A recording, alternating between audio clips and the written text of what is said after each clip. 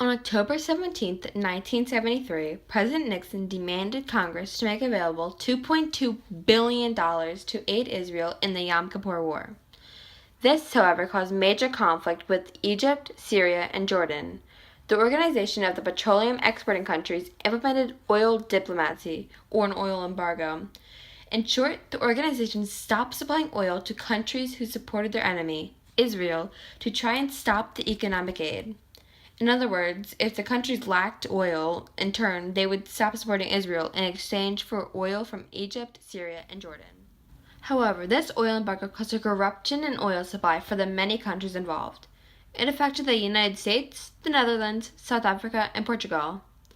The oil crisis created a crude atmosphere for America. The U.S. was importing only 27% of the gas it needed every year, and with that, the prices were rising.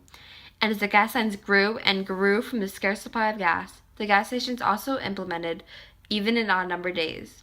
Cora Burks, a witness from the event, experienced this firsthand. Here's an excerpt from an interview with her. Terrible problem. I remember they were going with odd license plates and Yeah. even license plates. So if you, whatever your number was, that was when you could fill up. But the lines, I remember waiting online for hours online to get gas, where sometimes then you couldn't even get the gas. Like they would just say, okay, that's it, we're closing, and people were freaking out. So then people started being dishonest, unfortunately, switching license plates, unscrewing them off the car and putting them on your car, because everybody was like, oh, I have to get to work, or I have to get to school. It was just like a big ordeal. As heard, with this embargo came desperation and crime.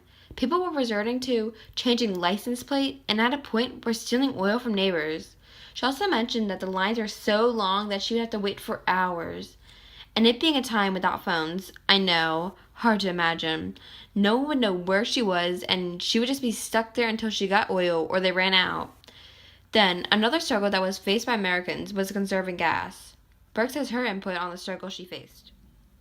And I do remember my mother saying, we're not going to have the heat on as much, so everybody was trying to conserve things. I don't remember about holiday lights per se, but I know people were it was like the whole country kind of went into like panic mode, and people weren't putting lights on as much. I don't remember holiday lights, but lights on in the house, and they're not going to put the heat on, and we're not going to do anything, like for fear that there was going to be no more gas or resources.